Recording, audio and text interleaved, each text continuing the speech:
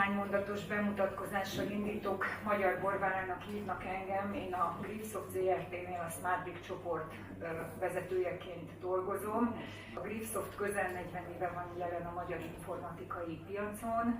Ugye elhangzott, hogy egy 100%-ban magyar tulajdonú második generációs szervezetről van szó. A fő lokációink Szegeden és Budapesten találhatók, további magyar városokban is vannak irodáink, úgyhogy mondhatom, hogy országos lefedettséggel elérhetők vagyunk. Körülbelül 200-an dolgozunk a Grifnél.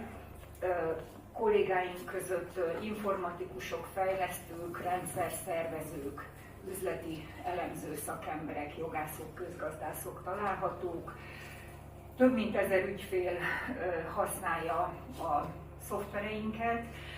Soraikban a termelővállalattól az országos lefedettségű kereskedelmi hálózaton keresztül minisztériumok, országos hatókörű szervek, költségvetési intézmények találhatók. Több mint 40 000 felhasználó a soraikban dolgozik a mindennapjaiban, a gazdálkodási, pénzügyi, logisztikai, egyéb feladatainak a segítségére használja a termékeinket. A szoftverpalettából ugye kiemelkedik a Forrás.net ügyviteli támogató rendszerünk. Egyébként az önkormányzati vagyongazdálkodással nagyjából 2018 óta dolgozunk együtt, jelenleg 3 megyeszékhely, a főpolgármesteri hivatal és 6 budapesti kerület mondhatunk az ügyfeleinknek, úgyhogy ennek a 10 vagyongazdálkodónak a működésén keresztül látjuk mi a szektornak a lüktetését, és azt gondolom, hogy érthető lesz az önök számára, hogy szoftverfejlesztő, rendszerbevezető cég aspektusából az én előadásom az a terület digitalizációs lehetőségeit fogja érinteni. Az előadásomnak azt a címet adtam, hogy az alkalmazkodó képesség fokozása, integrált működés létesítménygazdálkodási alapokon. Azért adtam ezt a címet az előadásomnak, mert azt gondolom, hogy ha digitális támogatás, akkor a kérdés nem szimplán csak annyi, hogy milyen szoftvert szerezzünk be. A kérdés sokkal inkább az, hogy mennyire vagyunk képesek a használt támogatásokkal alkalmazkodni a napi körülményekhez. Hogy önöknek a napi működésükben egyszerre kell tudni pénzügyileg, műszakilag és társadalmilag érzékenyen reagálni a mindennapi kihívásokhoz. Ez pedig egy meglehetősen nehéz működési egyensúly az önök területén, illetve hát ugye nagyon komoly felelősségük van az önökre bízott vagyonnak a kezelésében. Néhány olyan tapasztalatomat szeretném önökkel megosztani, amivel mi a fejlesztők és rendszerbevezetők találkozunk, amikor az ágazattal dolgozunk. Ezek után beszélni fogok néhány helyi sajátosságról, néhány lokális szinten megjelenő, ám de általánosítható nehézségről. Ezek után beszélni fogok arról, hogy hogyan is értelmezzük mi ezt a létesítménygazdálkodási megközelítést, milyen megoldást tudunk önöknek a SmartBrick szoftver segítségével nyújtani, és hogy néz ki annak az integrált rendszercsomagnak a térképe, amelyet kínálunk mi a Grifsoftnál ennek a szektornak. Azt ugye tudjuk, és hát fontos kiinduló pont mindenképpen, hogy ez a terület eleve egy erősen szabályozott környezetben működik, az önkormányzati működésnek ugye megvannak a törvényi keretei, ezen kívül ugye ott vannak a helyi rendeletek és a napi működési gyakorlat, úgyhogy önök számára az alkalmazkodás az nem választás kérdése, hanem a napi működési kényszer tulajdonképpen. Közben azt is látjuk, hogy több nyomás is nehezedik a szektorra, van egy folyamatosan szűkülő pénzügyi mozgástér, a tartós likviditási nehézségeket gyakorlatilag eleve kalkulálják a működésükbe több helyen. Ezen kívül kezelniük kell egy folyamatosan előregedő ingatlan állományt, ugye tervszerű megelőző karbantartásokra erőforrás hiány kevés az esély, többnyire havária jellegű állagmegóvó intézkedéseket tesznek a mindennapjaikban, így próbálják szinten tartani a vagyon értékét, miközben találkoznak egy folyamatosan növekvő szolgáltatási, felújítási árhalmazzal. Van egy nagyon komoly nyomás, ami önökre nehezedik a kedvező lakhatási megoldások iránt a lakosság részéről. Ez tehát az a bonyolult működési egyensúly, amiben önök a mindennapjaikat töltik. És akkor ehhez jön még az a sajátos helyzet, hogy nincs az ágazatnak egy egységes digitalizációs célmodellje.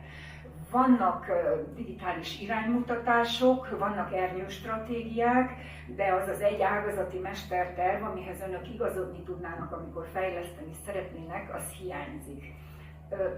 Ez persze lehetne pozitívum, hiszen eredményez egyfajta kreatív szabadságot, mégis mi azzal találkozunk, hogy ha digitális fejlesztésről van szó, akkor többnyire ilyen hézagpótló szoftver megoldásokkal működnek elszigetelten. Hiányzik az az integrált adatalap, ami önöket vezetőként valóban támogatni tudná. Bizonyára többüknek ismerős az a jelenség, amikor az adatszolgáltatási kötelezettségeiknek meg szeretnének felelni, és kitöltik a megfelelő formokat, és ezeket föl szeretnék adni, akkor visszajön a hibaüzenet, hogy ebben a formában ez nem feltölthető, és akkor ilyenkor elindul a játék a számokkal, addig húzzuk, vonjuk, szabjuk az adatokat, amíg megkapjuk a sikeres üzenetet a feltöltésről. És akkor marad a kérdés, hogy vajon az adatszolgáltatások tartalma, a papíron meglévő adatvagyon, illetve a tényleges gazdálkodással érintett ingatlanunk adatainak mi köze van egymáshoz. Ez egyébként nem csak az önkormányzati vagyongazdálkodásban jelenség, hanem országszerte, ahol ingatlankezelés a szervezetek fő tevékenysége. Mi azt szoktuk mondani, hogy van 3 kérdés, amire mindenképpen érdemes a választ megtalálni annak, aki ingatlan vagyont kezel, és ebből a pontosan milyen vagyonnal rendelkezünk. Ha tudjuk azt, hogy mink van egészen pontosan, akkor meg tudjuk fogalmazni, hogy hogyan szeretnénk azt használni. Itt szokott bejönni egyébként, amikor folyamatfeltárási feladatokat bonyolítunk, és interjúkat folytatunk le a kollégákkal, hogy hát elmondják, hogy a szabályzatból azt tudjuk, hogy így kellene csinálni, egyébként mi úgy tudjuk, hogy úgy működik, de így csináljuk. Tehát, és ez 3 valóság egy szervezeten belül. És akkor, hogyha eljutottunk oda, hogy tudjuk, hogy mink van, és tudjuk, hogy hogyan szeretnénk ezt használni, akkor gondolkodhatunk el arról, hogy mennyibe fog ez nekünk kerülni. Ezekre a kérdésekre, ahogy mondtam, érdemes a választ megtalálni. Magam számos ingatlan felmérési projektben vettem részt, és kivétel nélkül mondhatom önöknek, hogy a felmért ingatlan nagysága az 20-30%-kal mindig nagyobb, mint amiről az eredeti megbízása szólt a megrendelőnek. Ez egy nagyon komoly torzító adat tud lenni, amikor a gazdálkodási eredményeinkre rácsodálkozunk. Hogyha ezekre a kérdésekre van válaszunk, akkor van adatunk ahhoz, hogy megfelelően fogalmazzuk meg a stratégiai céljainkat, akkor tudjuk a működésünket ehhez a stratégiához igazítani, és hogyha látjuk a költségszámokat, és mérhetővé tettük a területet, akkor tudjuk mérni a működésünknek az eredményességét. Mindenképpen ezért mondtam, hogy érdemes a 3 kérdésre választ találni, és érdemes egy közös adatbázisra épülő integrált informatikai támogatásban gondolkodni a működésük támogatása során.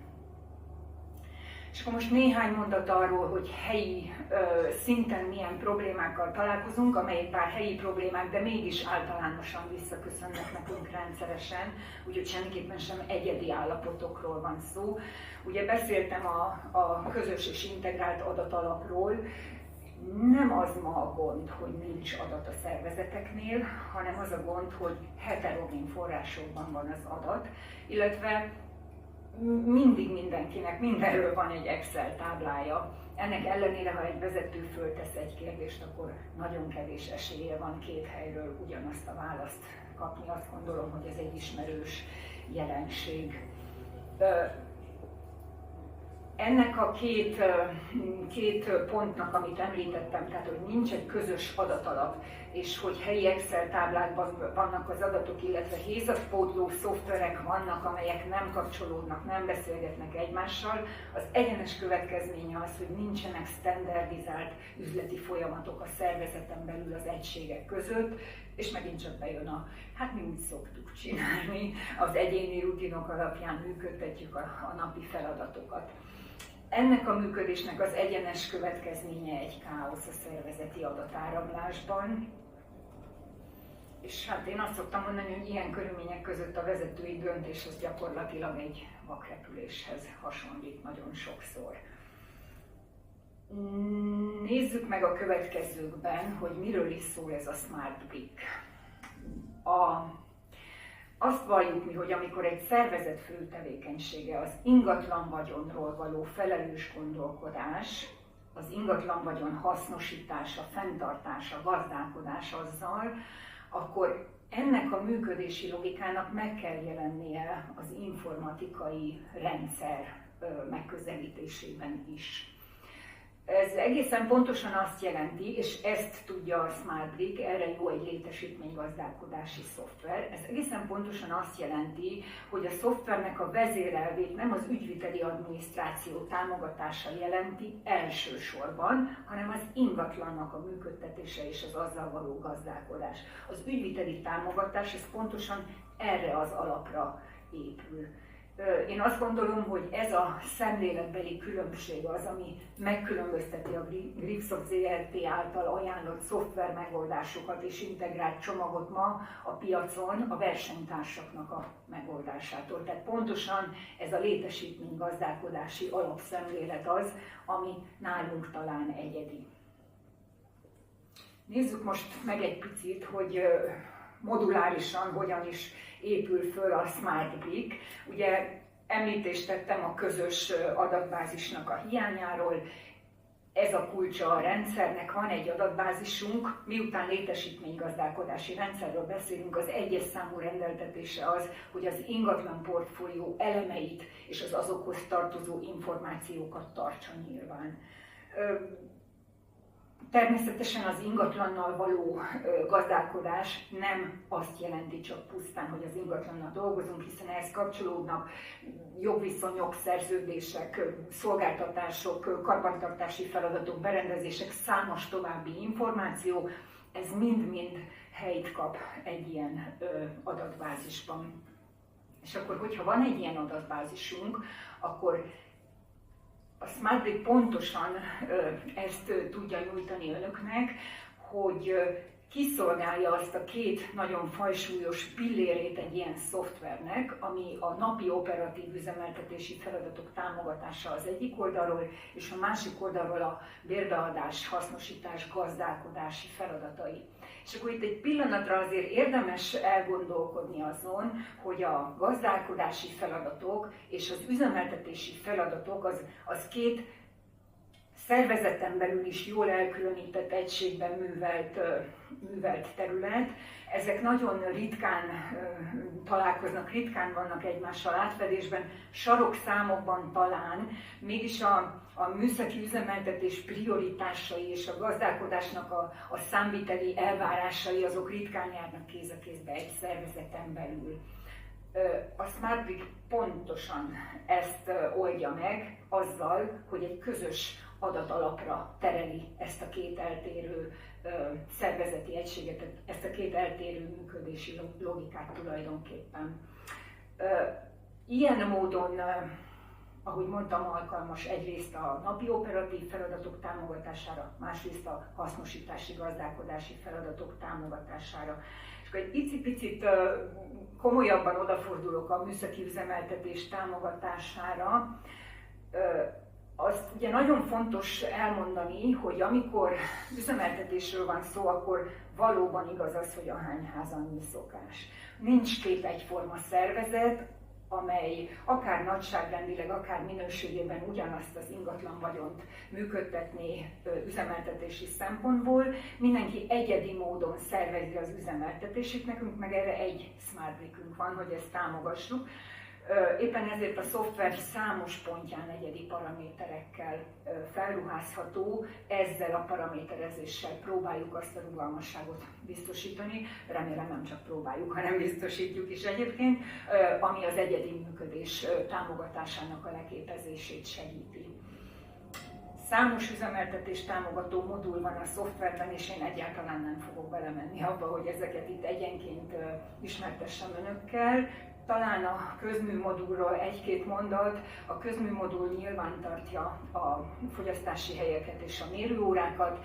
Ilyen módon alkalmas arra, hogy a óraállásokat akár tömegesen, akár havonta föl lehet tölteni, és hogyha már vannak mérőóráink és vannak mérőóra állásaink, akkor fogyasztást lehet belőlük kalkulálni, akkor is, hogyha a közműszolgáltatóktól a fogyasztások egyébként ritkábban érkeznek meg.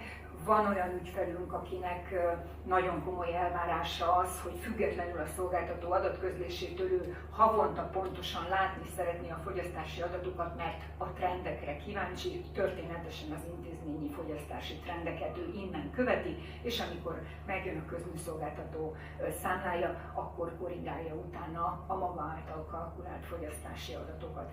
Van tehát egy ilyen tulajdonsága a Smartbricknek. Ezen kívül a helpdesk modulunk segítségével a szoftver, amint mondtam, a napi operatív üzemeltetést tudja támogatni.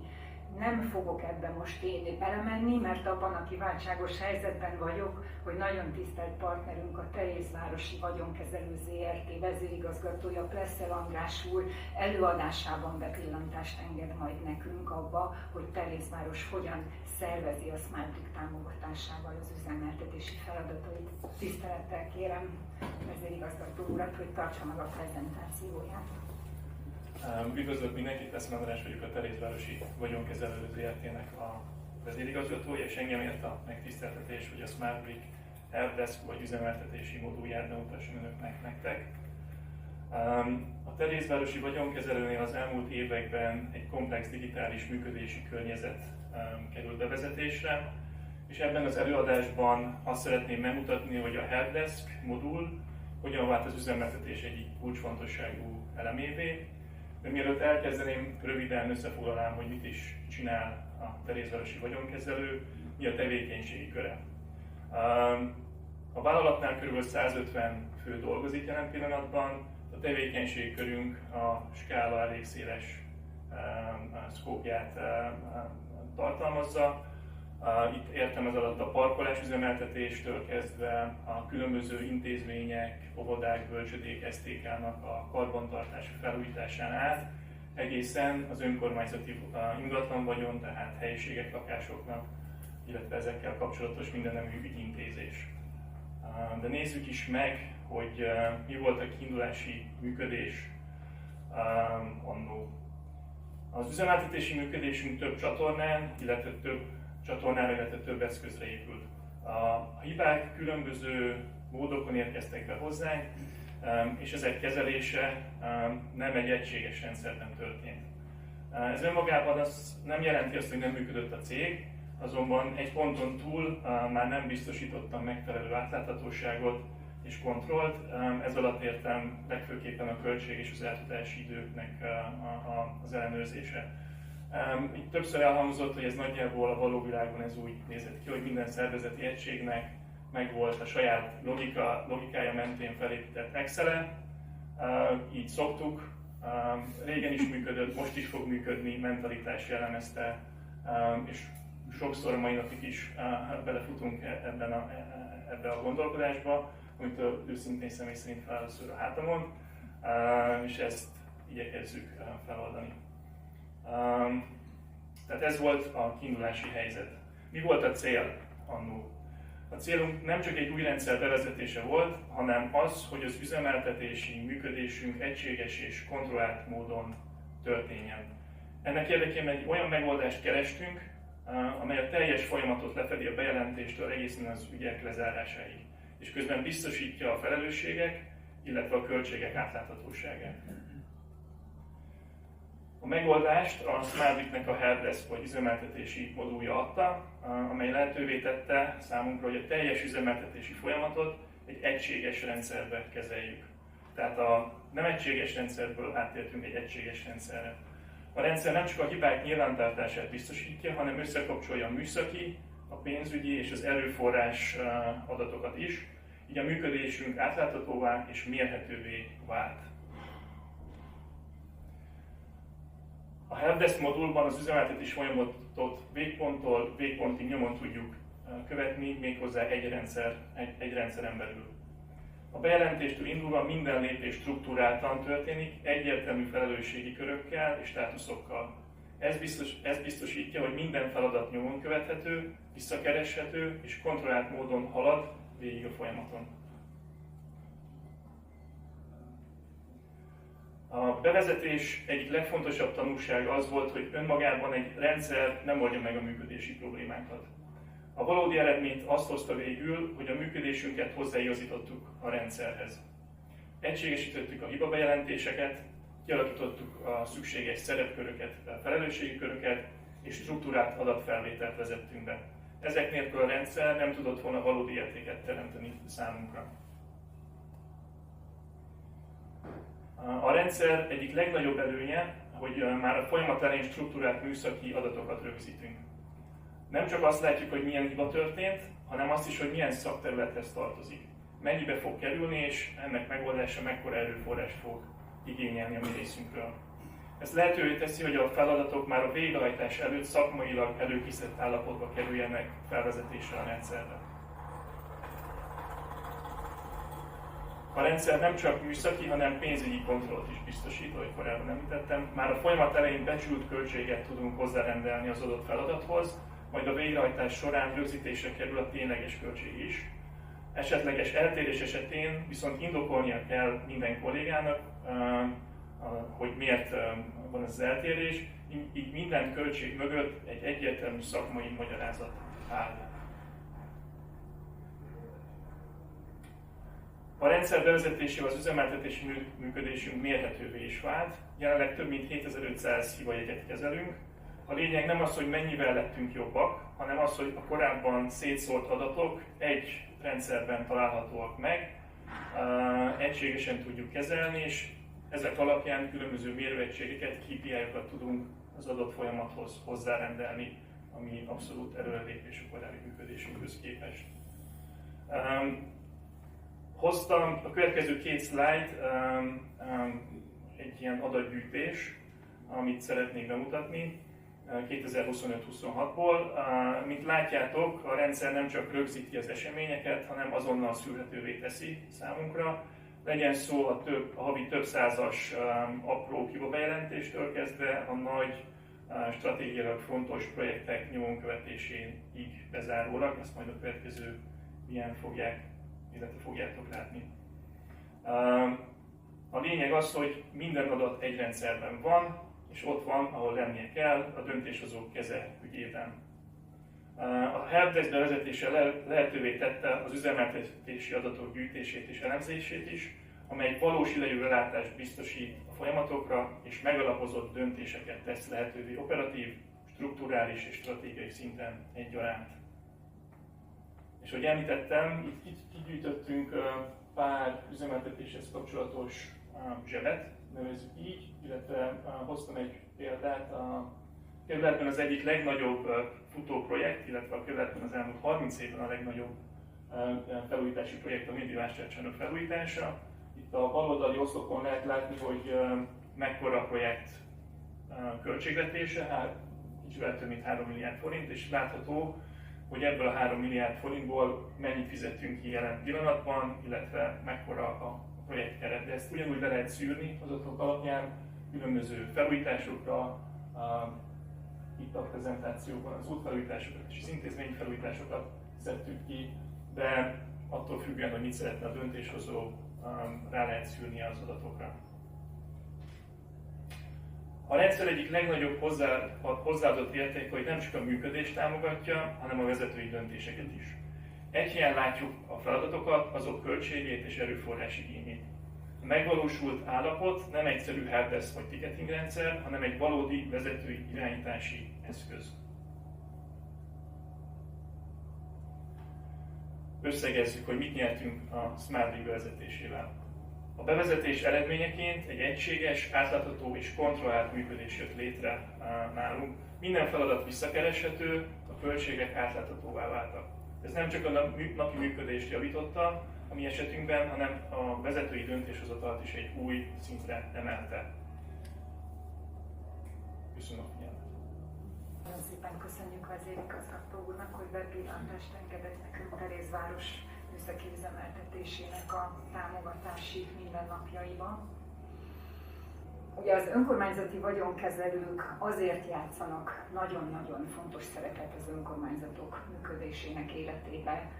Egyrészt, mert lényegi adatok önöknél keletkeznek az ingatlanokról, másrészt, mert nem csak az ingatlanokról keletkeznek önöknél lényegi adatok, hanem a lakosság érdekében hozott döntéseket is nagyon jól alá tudják támasztani, vagy éppen el tudják téríteni, ha arról van szó, a napi feladatvégzésük alapján keletkezett információkkal.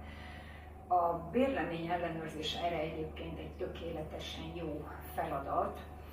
Ezt a jogszabály által előírt kötelezettséget, ezt, hogyha jól szervezik, akkor nagyon komoly lehetőség nyílik arra, hogy az adatbázis adatait bővítsék és szinten tartsák, hiszen a bérlemény ellenőrök tulajdonképpen a vagyonkezelőnek a nagyköveteiként járják minden nap a fieldet, és találkoznak minden nap adatokkal a bérleményekről, a bérlőkről, és további kiegészítő adatokkal is tudják támogatni a döntéshozatalt. Ennek egy nagyszerű példájával találkoztunk az Zuglói ZRT-nél. Ők igazán példaértékűen értelmezik a bérlemény ellenőrzésnek a szervezését, úgyhogy tisztelettel megkérem Bottyán Tünde ingatlangazdálkodási igazgatóasszony, hogy prezentálják nekünk, hogy hogyan valósítják ők ezt meg Zuglóban. Szeretettel köszöntöm Önöket, én Bottyán Tünde, Gyöngyvér ingatlangazdálkodási igazgató vagyok. A Zuglói Város Gazdálkodási Közszolgálató ZRT képviseletében fogjuk Önöknek bemutatni a bérleményellenőrzést, mint esettanulmányt. A Zuglói ZRT feladatkörébe tartozik a társasházkezelés, a városüzemeltetés, műszaki és karbantartási feladatok, hétvégi piaccal kapcsolatos feladatok, illetve ingatlan gazdálkodás tekintetében mintegy 2446 lakás és 814 helység tekintetében a számlázás, a bérlemény ellenőrzés, a követeléskezelés, a tulajdonosi képviselet, illetve az említett helységek tekintetében a hasznosítási tevékenység is, az a bérbeadás és az elidegenítési feladatok is. A bérlemény ellenőrzésnél mi azt szoktuk mondani, hogy a bérlemény ellenőr a tulajdonos szeme. Hogyan tudunk ennek megfelelni? Nálunk éves szinten történik a bérlemény ellenőrzésnek az ütemezése. Ez azt is jelenti, amit az előbb említettem, hogy egy évben egyszer valamennyi ingatlanba be kell tudni jutnunk. Természetesen vannak problémák, panaszok, hivatali felkérések, ahol soron kívüli vagy rendkívüli bérlemény ellenőrzésnek van helye. Mindkét esetben, akár tervszerű ellenőrzésnél, akár soron kívüli ellenőrzésnél szembesülünk problémával, a szükséges intézkedéseket meg kell tennünk. És mit ellenőriz tulajdonképpen a tulajdonos szeme, tehát a bérlemény ellenőreink mire törekednek, amikor egy ingatlan ellenőrzését végzik. Ugye egyrészt, hogy szerződésszegés vagy jogsértés ne következzen be, szembevételezik a bérbeadói vagy bérlői hiányosságokat az adott ingatlanban, a bérleménynek a műszaki állapotát fölveszik, a leltár szerinti felszereltségét rögzítik, és nem csak a leltár elemeket, hanem a leltár elemeket minősítik is, illetve természetesen a közműórákról vesznek fel adatokat, ott, ahol valamiféle kedvezmény áll fenn, a kedvezmény fennállásának a feltételét is ellenőrzik. A bérlemény ellenőrzést és ennek az adatbázisnak a képzését úgy közelítettük meg, hogy ha ez már egy kötelező feladat, akkor építsünk egy olyan adatbázist, ami segít minket egyrészt a hasznosításban, hogy az adott ingatlan bérbeadni, elidegeníteni, vagy éppen rövid távon érdemes hasznosítani, segítsen minket a gazdálkodásban, hogyha például valami gazdasági szempontból nem éri meg felújítani, akkor azt elidegenítésre javasoljuk, Segítsen a költségvetés tervezésében, hiszen itt fogunk tudni foglalkozni az üzemeltetés, karbantartás, felújítás, elidegenítés, szanálás kérdésével és költségeivel. Alakítani tudjuk a városképet, például egy sétáló utcával, üzletsorok, kávézók és éttermeknek a kialakításával, és az önkormányzat egyéb más területéhez is tudjunk segítséget nyújtani. Ilyen például a bérlemény ellenőrök azt is rögzítik, hogy vannak-e kiskorúak az adott bérleményben. A bérleti díjból lehet következtetni a családnak a jövedelmi helyzetére, és így például az önkormányzat gondolkodhat tanévkezdési támogatásban is. Ahhoz, hogy ez a bérlemény ellenőrzés sikeres legyen, egy nagyon komoly bérlemény ellenőrzési eljárási folyamatot állítottunk fel. A célunk az volt, hogy valamennyi ingatlanba bejussunk valóban az egy év alatt. Ehhez azt kellett, hogy lefektessük, hogy az első ellenőrzés az tértivevényesen történik meg a kiértesítés, a megjelölt időpontban a bérlemény ellenőr meg fog jelenni a címen. Ha ott van a bérlő, akkor az ellenőrzésünk sikeres, fölveszünk a jegyzőkönyvet, a fotodokumentációt és bekerül a Smart Grid-be. Ha az ellenőrzésünk sikertelen, mert a megjelölt időpontban hiába ment ki a bérlemény ellenőr, a bérlő nem fogadta, akkor ott a helyszínen fotodokumentációval rögzítve postaládába, ajtónyílásra, ajtón kihelyezve ott hagy egy értesítőt, hogy 20 napig várunk a jelentkezésére időpont egyeztetés céljából. Ha 20 nap sikeresen járt el és fölkeresett minket a bérlő, akkor természetesen jegyzőkönyv, fotó készül, bekerül a Smart Grid-be. Ha sikertelen volt, akkor 20 nap után kimennek a bérlemény ellenőreink, és egy úgynevezett jogtechnikai zárt, egy zárszalagot helyeznek el az ajtón. Ennek azért már nagyon ösztönző ereje szokott lenni. A zárszalag után várhatóan jelentkezni szoktak a bérlők, erre 5 munkanapot szoktunk várni. Általában ilyenkor már sikeres az ellenőrzés, jegyzőkönyv, fotó készül, fölkerül a rendszerbe. Természetesen előfordulhat, hogy az zárszalag ellenére sem jelentkezik senki. 5 munkanapon túl ezt ellenőrizzük, és ugye ebben az esetben megtesszük a szükséges intézkedéseket. Kiderülhet, hogy a bérlő ugye önhibáján kívül nem állt rendelkezésre, meg hosszabb távra kórházba került, külföldi úton van, stb. Ahhoz, hogy a bérlemény ellenőrzéssel kapcsolatos adatokat ebbe az adatbázisba rögzíthessük, és számunkra olyan információk állnak rendelkezésre, amire itt az előbb utaltam, hogy költségvetést tudunk vele tervezni, vagy dönthetünk egyes ingatlanoknak a karrierjéről, a sorjáról. A bérleményben felvételre kerül egy úgynevezett leltárlap. Az ingatlanjainkat nem csak albetét szinten tartjuk már számon, hanem az albetéten belül fölvesszük az albetétben található helységeket is. Így például, hogy ez a lakás egy konyhából, 2 szobából, egy fél szobából, fürdőszobából, WC-ből áll. A leltárlapon ezen kívül fölvesszük azt is, itt pirossal jelöltem, hogy a konyhában például az alsó és felső konyhabútor újszerű állapotban van, vagy például a mennyezet álmennyezet és jó állapotban van, és egészen világos szürkével, hogy a falak festett állapotban és újszerű állapotban vannak. Egyébként még további mutatók, a közepes, az elhanyagolt, a felújítandó és a cserélendő. Ezeket az adatokat betöltjük a Smart Grid rendszerbe, és ezeknek az adatoknak az alapján minőségi mutatókat kapunk egy adott ingatlanról, vagy akár az egész ingatlan állományunkról.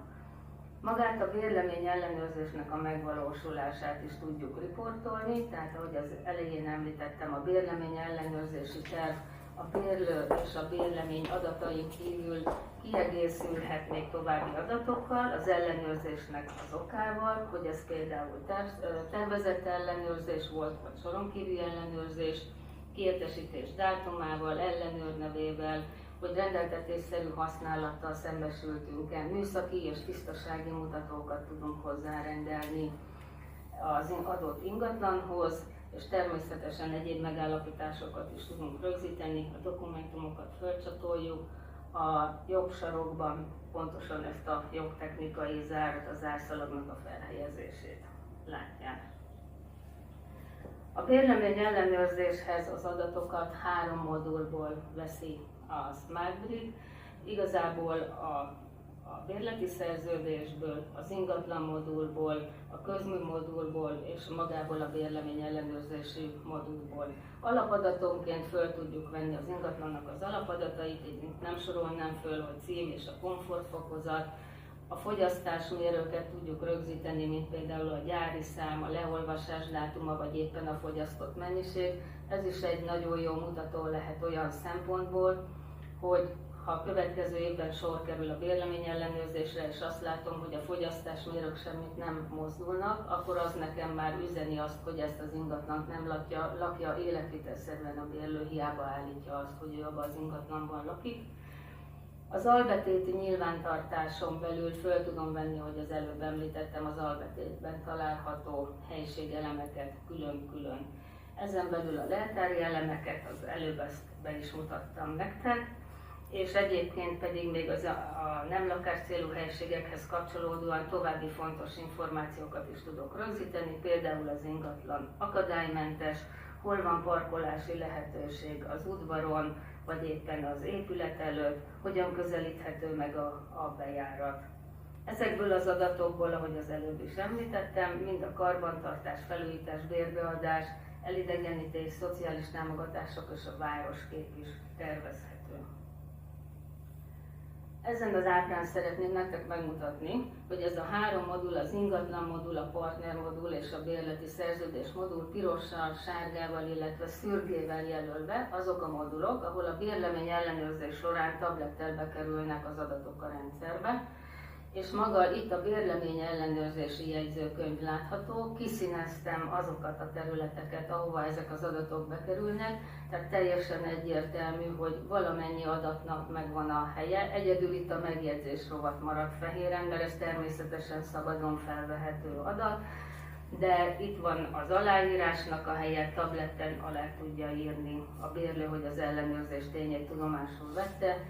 Itt a bérlemény ellenőrzési jegyzőkönyvben például a narancssárgalész a bérlő adatai, ha bérlőtárs van, ez annyiszor ismétlődik, ahány bérlőtárs van, vagy éppen a helység leltár a jobb oldalon, az is annyiszor ismétlődik, ahogy az albetéten belül helységeket fölvettem, ahány helységet fölvettem, ha 5-öt vettem fel, akkor ez 5-ször fog ismétlődni. És tulajdonképpen a bérlemény ellenőrzési adatokból riportokat is tudunk készíteni, tehát azon kívül, hogy fölvisszük az adatokat, ezek riportolhatók is, tehát komoly listákat tudunk, kimutatásokat lehívni magunknak, méghozzá a bérlők használók adataira vonatkozóan, a bérleti szerződés adataira vonatkozóan, ingatlanra vagy éppen a műszaki adatokra vonatkozóan. Ezen az ábrán szeretném bemutatni a múltat, ahonnan indultunk. A múltunk az volt, hogy eddig is elvégeztük ezeket a feladatokat, csak éppen papíralapon. Tehát minden gyönyörűen megvolt papíralapon, de nem került be egy rendszerbe, azon kívül, hogy PDF formájában föl tudtuk szkennelni. Nem volt olyan rendszerünk, ahol a felvett adatoknak megvolt a helye. Így a bérlemény ellenőrzési jegyzőkönyvek csak egyesével voltak kiértékelhetők. Azaz azt meg tudtam mondani, hogy egy adott ingatlanon vagy egy adott bérlőnél mivel szembesültem, de hogy ebből bármi általános információt vonjunk le bérlői csoportokra, vagy éppen lakott területekre vonatkozóan, ez lehetetlen volt. Ez volt a múltunk, a jelenünk az most egy hibrid megoldás. Hibrid megoldás még például azért, mert eddig a bérlemény ellenőrzés 5-10 percet vett igénybe, a bérlemény ellenőr megjelent a bérlőnél, fölvette a bérlemény ellenőrzési jegyzőkönyvet, aláíratta, visszajött a helyére, föltöltötte a rendszerbe és készen volt. Az, hogy mi most ezt a rengeteg adatot egy adatbázis képzéssel kezeljük, ez sokkal hosszabb időt vesz igénybe. Ez azt jelenti, hogy 30-tól akár 60 percig is tartózkodik a bérlemény ellenőr az adott ingatlanba. Ezért, hogy ne tartsuk fel a bérlőinket fölöslegesen, a teljesen tablettes bérlemény ellenőrzés kizárólag most az üres lakásainkban és az üres helyiségeinkben történik, ott, ahol bérlős a lakás és a helység. Ugyanúgy gyorsan egy SmartBiz rendszerből előkészített bérlemény ellenőrzési jegyzőkönyvet vesz fel a bérlemény ellenőr, és ezt visszahozza az Zuglói ZRT-hez, és a háttéradminisztráció azonnal megkezdi ennek a berögzítését, így ezzel lerövidítettük ezzel a bérlemény ellenőrzési időt, viszont elértük azt, hogy a jövőben már, vélhetően 12 hónap múlva, már olyan jegyzőkönyvvel, illetve tablettel tudunk kimenni, hogy ezeket a háttéradatokat már betöltöttük, tehát innentől kezdve újra 5-10 perces lesz egy bérlemény ellenőrzés, amint megvan ez az adatbázis. Itt azért felsoroltuk, hogy ami különbség van, hogy az albetét szintű nyilvántartás volt, ugye most a jelenben az albetétekhez hozzárendeljük a helységeket, a műszaki adatok is csak papír alapon jelentek meg, most bekerülnek a SmartBig-be és riportolhatók is, és igazából eddig nem tudtunk semmiféle riportot lehívni a bérlemény ellenőrzések eredményéből, most pedig ezek a riportok kinyerhetők a SmartBig rendszeréből. És itt visszatérnék egy előző diánkra, hogy ha már kötelező ez a feladat, és ez a kötelező feladat segít minket a hasznosításban, gazdálkodásban, költségvetés tervezésben és a városkép alakításában, ahhoz kerestünk egy olyan szoftvert, aki támogat bennünket ebben, ez volt a SmartBig létesítménygazdálkodási szoftver. Illesztettük az elvárásainkat, és a SmartBig adta lehetőséget, és itt szeretném megköszönni tényleg a Griftoknak a munkáját, mert nagyon sok ötletünket valósította meg. Megerősítettük az adminisztrációnkat, átcsoportosítottunk kollégákat, hogy ezt a rengeteg adatot föl tudják vinni a rendszerbe, és kialakítottuk azt a támogató eljárásrendet, amit az önök előtt az előbb bemutattam, aminek a célja az volt, hogy biztos, hogy bejussunk minden bérleménybe, és minden bérleményből adatunk legyen. Köszönöm szépen a figyelmet!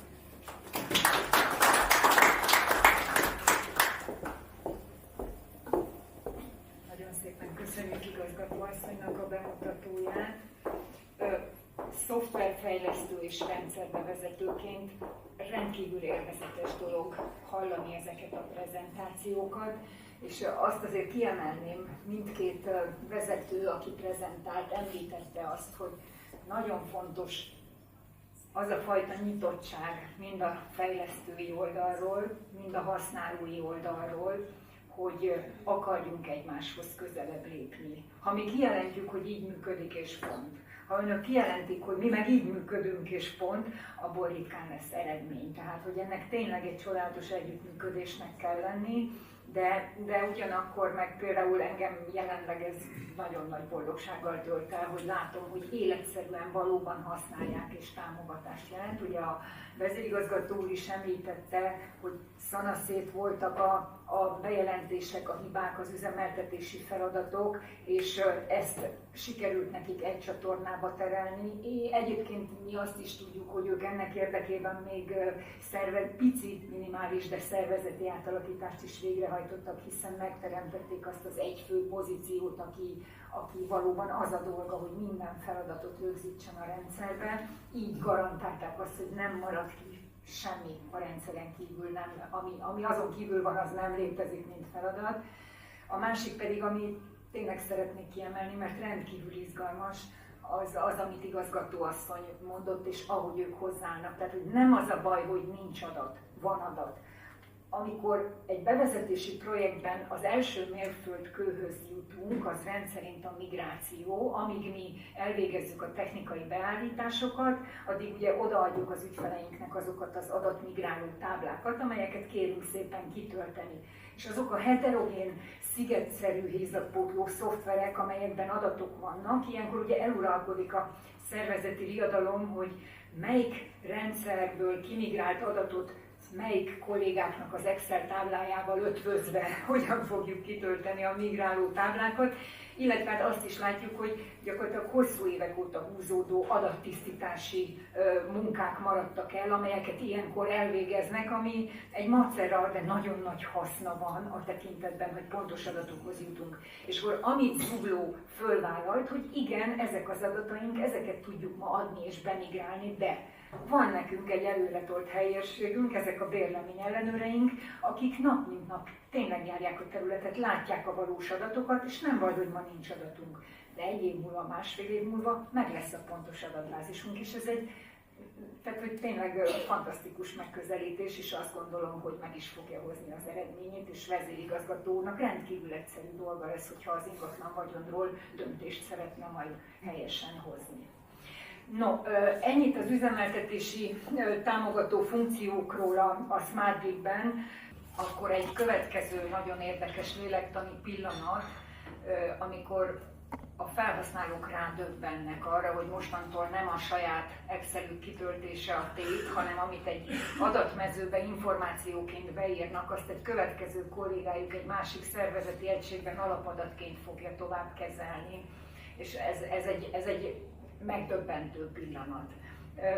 A másik oldalról pedig az, aki fogadja az adatot és dolgozik vele tovább, ő neki az az első reakciója, hogy azonnal jogot kér az adat felülírásához. És akkor szoktuk mondani, hogy persze mi mindenhez tudunk jogot adni, és mindent meg lehet oldani, de onnantól, hogy megkapja a jogot, onnantól megkapja a felelősséget is azért az adatért, úgyhogy érdemesebb megengedni a kollégának, aki egyébként az elsődleges adatforrás, hogy fölnőjön a feladathoz, és érdemes a szervezeti egységeknek egymásban megbízni, és valóban az elsődleges adatforrás által rögzített adatot valós adatként kezelni és továbbvinni. No, tehát ilyet tud a közös adatbázis, és akkor azt ígértem önöknek, hogy ráfordulunk a hasznosítás támogatásra. Ugye az ingatlanoknak a címadata, a négyzetméter adata, a komfortfokozata, hallottuk a bérlemény ellenőrzésből, a műszaki állapot mutatók, ezek mind-mind lényeges adatok, amelyek ha nem állnak rendelkezésünkre, akkor mind a pályáztatás, mind a bérbeadási stratégia hát bizonytalan alapokon tervezhető.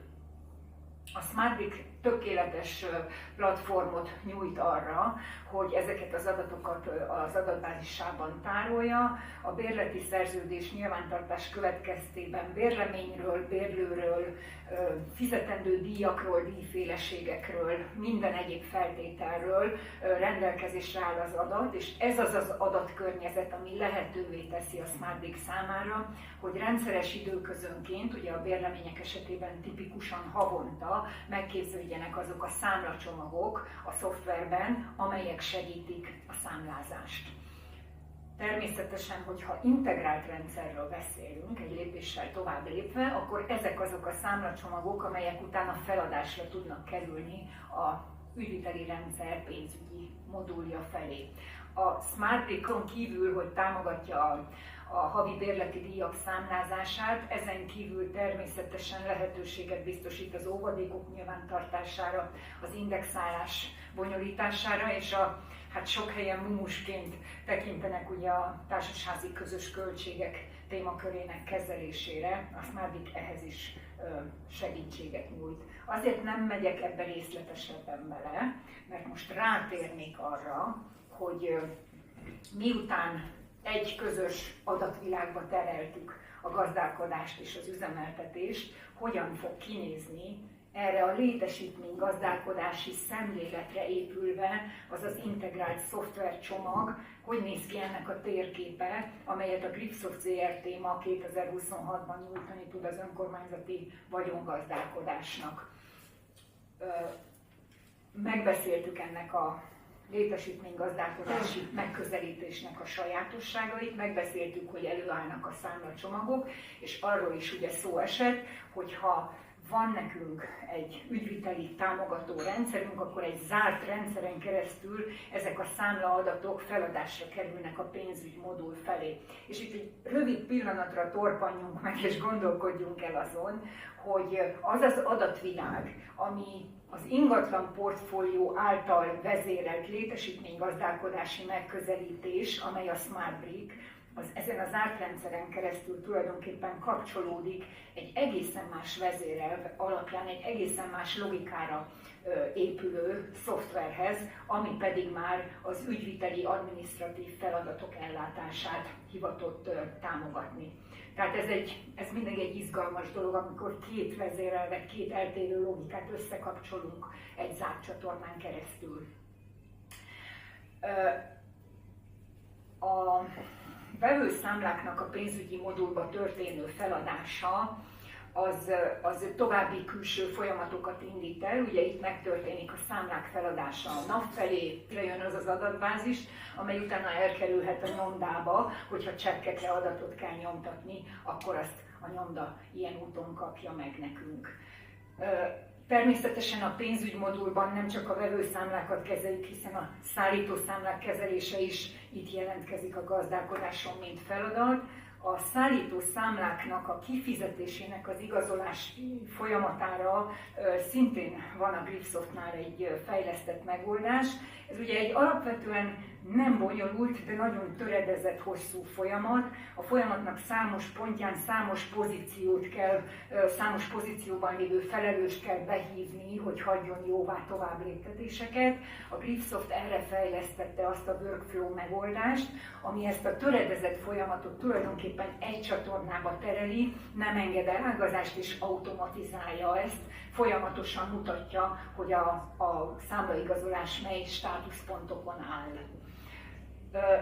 Arról, hogy hogyan néz ki ez az integrált számlázás a gyakorlatban, arról Serényi Csaba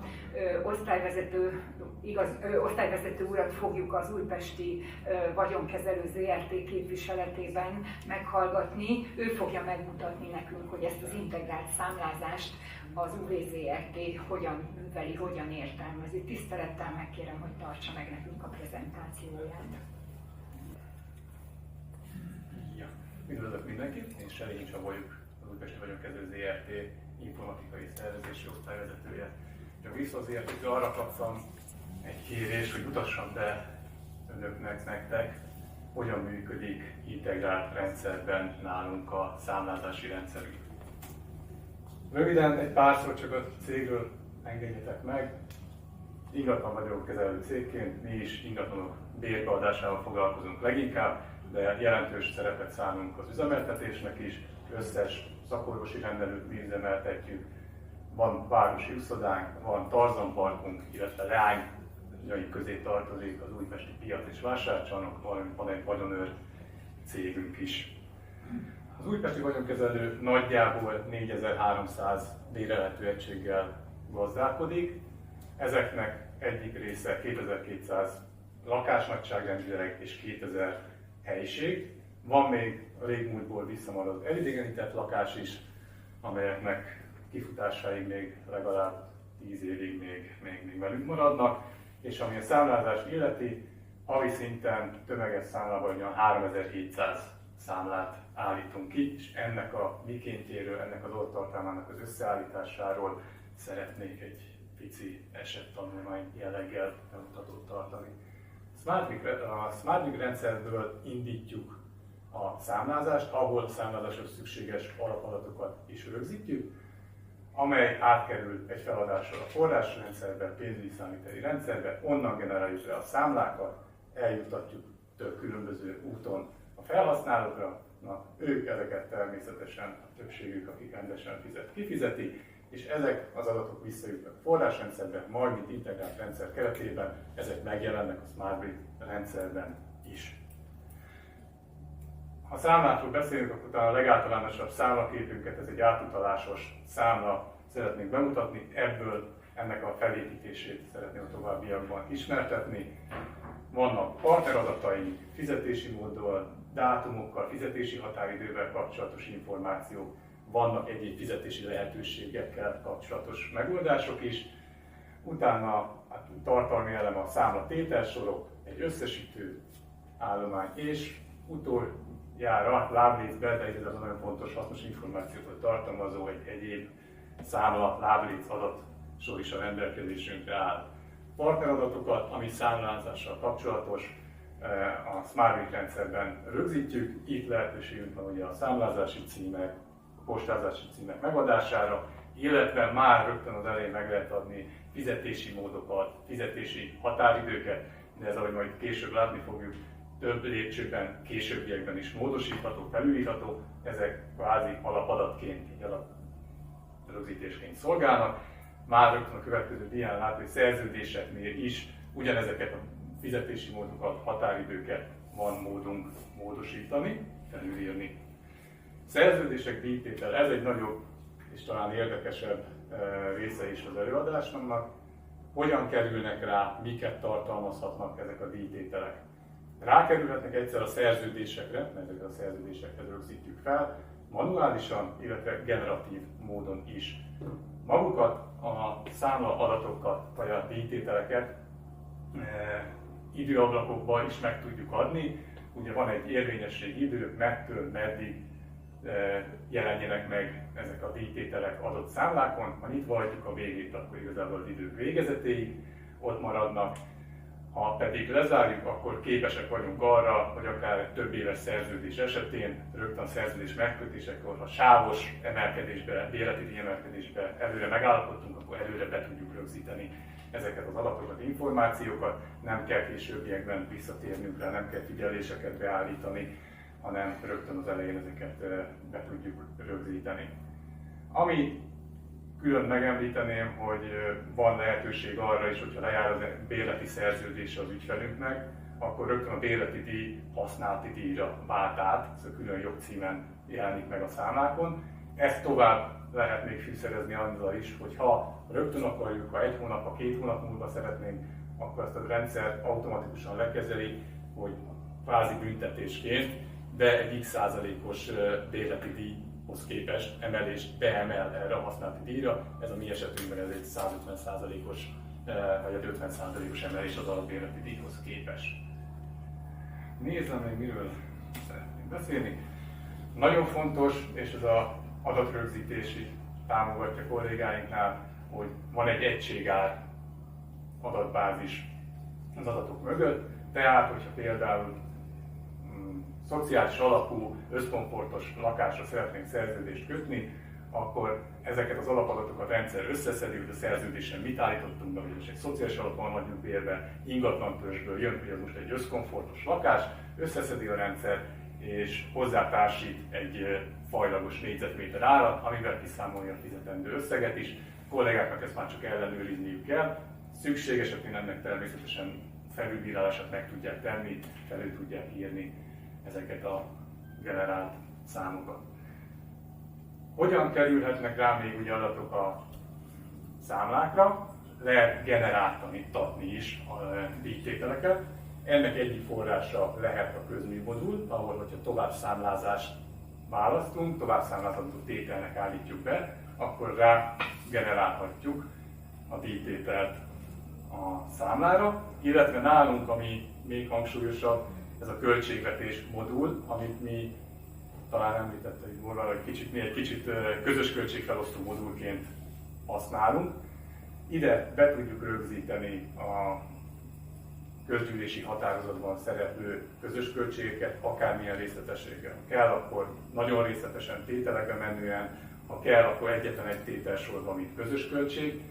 Mi azt szoktuk alkalmazni leginkább, hogy egy sorba egy közös költségdíjtételt rögzítünk, viszont a közös költségből kiszedjük a díjzátalányt, és ezt külön díjtételként adjuk meg, hogy a bérvény tisztában legyen, hogy mi annak a következménye, ha nem szereltetnek vízórát, vagy éppen lejár a vízórájuk és nem érvényesítik. Az adatokat általában fajlagosan lehet megadni. A példában egy vízközmű díj, egy vízáltalány díjnak a rögzítése szerepel, ahol megadjuk, hogy négyzetméterre bontva hány forint vonatkozik egy-egy egységre. Itt nagyon fontos az adatoknak a feltöltöttsége. Ugye nem csak négyzetméter, rengetegen tulajdoni hányad alapján határozzák meg a közös költségeket. Ezeknek rendelkezésre kell állnia.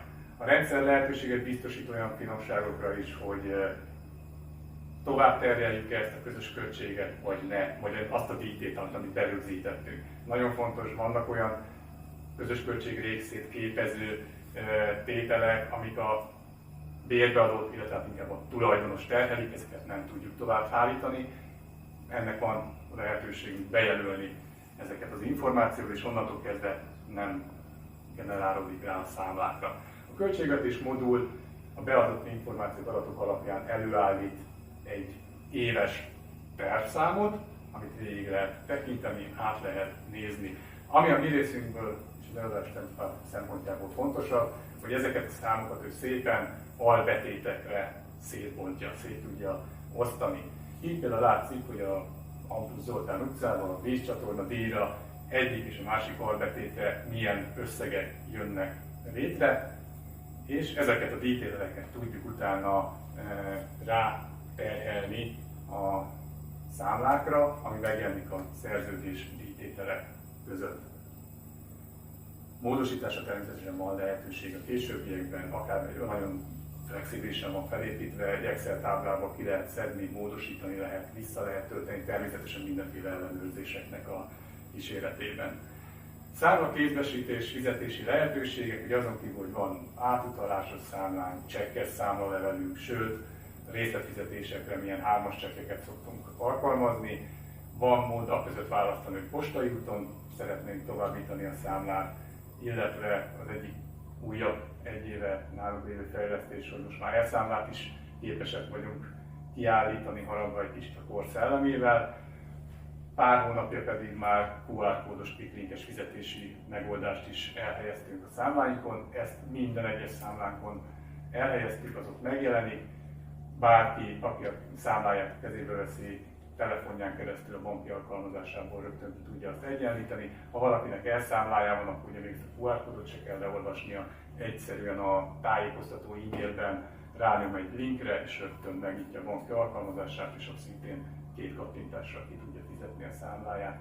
Magukat, ezeket a beállításokat már a forrásrendszerben tudjuk megtenni, ahol meg kell adni a partner e-mail címét, illetve kijelölni azt, hogy quicklinkes számlát, illetve QR-kódos quicklinkes számlát szeretnénk neki küldeni. Nálunk az a bevált gyakorlat, hogy mindenre rákerül, akár fizikai, akár elszámláló beszélünk, mindenhol rákerül a QR-kód. Ide ráláttam még egyszer azt a képet, ott középen felül van ez a gyönyörűséges QR-kód, működik, hogyha valaki ki szeretné fizetni ezt a számlát, akkor megérkezik hozzánk.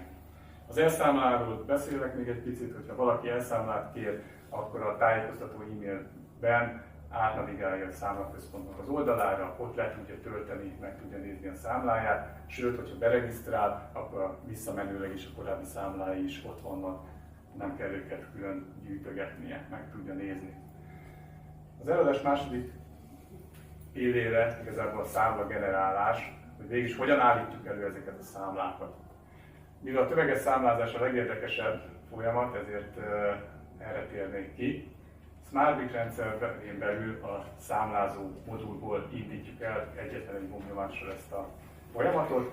Már a folyamat elején lehetőség van szegmentálni a számlázást, különböző csoportokat képezni. Ez nagyon fontos. Leginkább itt a szerződés típusa, a bérlemény típusa szerinti csoportokat szoktunk meghatározni. Ennek későbbiekben a nyomtatásnál, csomagolás technikánál van többek között jelentősége. Lakásbérleinknek szeretnénk valami tájékoztató anyagot mellé csatolni, vagy nem szeretnénk, mely csoportnak milyen információt szeretnénk átadni, így tudjuk őket szétválasztani. A számlagenerálás során a SmartBrickben, amikor rányomunk arra, hogy szeretnénk ilyen csomagokat képezni, nyitott státusszal jönnek létre ezek a számlák, ekkor még nyugodtan lehet őket akár vissza is törölni egy gombnyomással, viszont abban a pillanatban, hogy azt mondjuk, hogy fel szeretnénk adni a számláinkat a forrásrendszer felé, abban a pillanatban zárt státuszt nyernek ezek a számlák, elindul a adatkommunikáció a 2 rendszer között, és sikeres adatkommunikáció esetén visszakadja a forrásrendszer a számlának a bizonylatszámát a SmartBrick rendszerbe, ami meg is jelenik, illetve feladott státuszt kapnak ezek a bizonylatok. Innentől kezdve pénzügyes kollégáink a forrásrendszerben zárt státusszal az összes bejövő vagy a kimenő számláink között megtalálják ezeket a számlákat. Ők elindítanak még erre egy kontírozási folyamatot, ami hát nagyban segíti ugye a könyvelésben, előkészíti különböző paraméterek alapján, hogy melyik díjtételnek hova kell betalálni a könyvelési rendszerünkbe. Majd elindítják a főkönyvi feladást, amelynek hatására lezárul lényegében a teljes folyamat, és könyveles státuszba kerülnek ezek a bizonylatok. Maga a számlanyomtatásnak azért van még egy lépése, pontosan maga a számlanyomtatás, amikor vagy rögtön közvetlenül nyomtatóra, vagy nálunk az a bevett mód, hogy PDF-be nyomtatjuk ki csomagokba a számlákat, illetve ami elszámol, az természetesen azonnal megy át a számlaközpontba és megjelenik. PDF-eket azért állítunk elő, mert nem helyileg nyomtatjuk ki a számláinkat, hanem az önkormányzatnál vannak erre megfelelő kapacitású nyomtatók, illetve ott van csomagológép is, ahol ezt meg tudjuk tenni. Maga a nyomtatásnál is látszik, hogy vannak különböző szűrési lehetőségek, még tovább lehet bontani, még tovább lehet szűrni, hogy mit, hogyan szeretnénk legenerálni. Eljutottunk a számlák végére. Egyéb adatok szerepelnek, amelyek felett el lehetne síkani, de igazából nagyon fontosak. Bérlemény címét szerepeltetjük mi, illetve ugyan nincs kiemelve, de a bérlő folyószámla egyenlege és késedelmi kamattartozása is szerepel rajta, egyéb jogi információk és közlemények mellett. Mindig kérdés, hogy ki, mit, mikor és hol végezzen el egy ilyen integrált rendszerben. Nálunk ez gyakorlatilag úgy működik, hogy ügyfélszolgálati osztályunk köti kiutalók, önkormányzati kiutalók alapján a szociális és költségalapú szerződéseket, ők a Smart Brick rendszer szerződés nyilvántartó és partner modulját használják.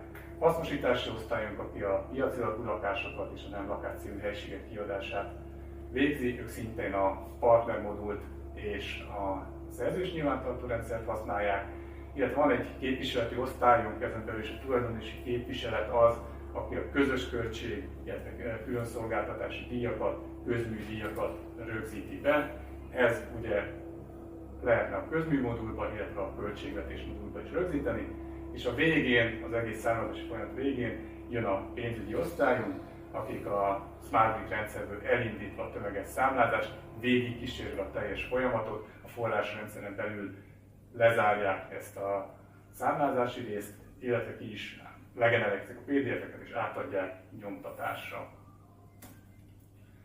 Lehetséges fejlődési lehetőségek itt a végére. Nekünk ugye volt a legelső képek egyikén volt, hogy hát kiegyenlítik a tartozásaikat a bérlőink.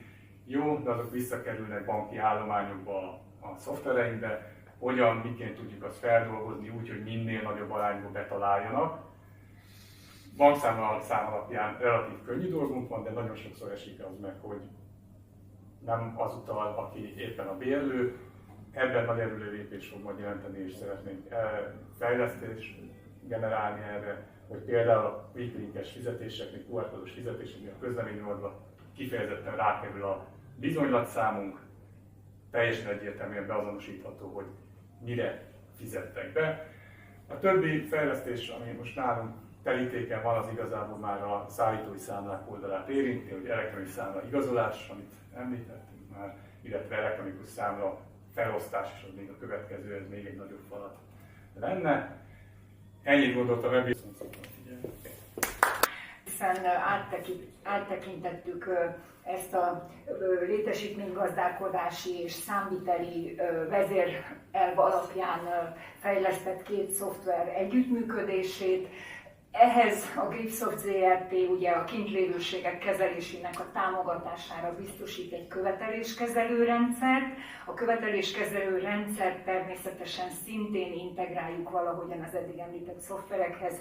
Nézeteket adunk, egyrészt folyószámla nézeteket, másrészt pedig bérleti szerződés adatokból is nézeteket adunk a követeléskezelésnek annak érdekében, hogy minden szervezeti egység ugyanabból a kottából tudjon énekelni, és ennek az egész integrált hálónak a lelke tulajdonképpen az, hogy van egy közös, egységes partnertörzs, amire mind a három szoftver és minden olyan szervezeti egység támaszkodik, amelyek ebben a szoftverhálóban dolgoznak. És akkor ha már van egy egységes partnertörzsünk, akkor körülnézünk még a szervezetnél, és ha azt látjuk, hogy van már ott dokumentumkezelő rendszer, amelynek szintén a vezéradata a partneradat, hiszen a dokumentumkezelő rendszer, ő ugye tárol és iktat, de mindent partnerre tárol és iktat. Tehát ha van dokumentummenedzsment rendszer, és nekünk van egységes partnertörzsünk az integrált hálóban, akkor innentől egyszerűen megoldható az, hogy a két rendszert, illetve ezt a rendszerhálót és a dokumentumkezelőt összekössük, egységesítsük.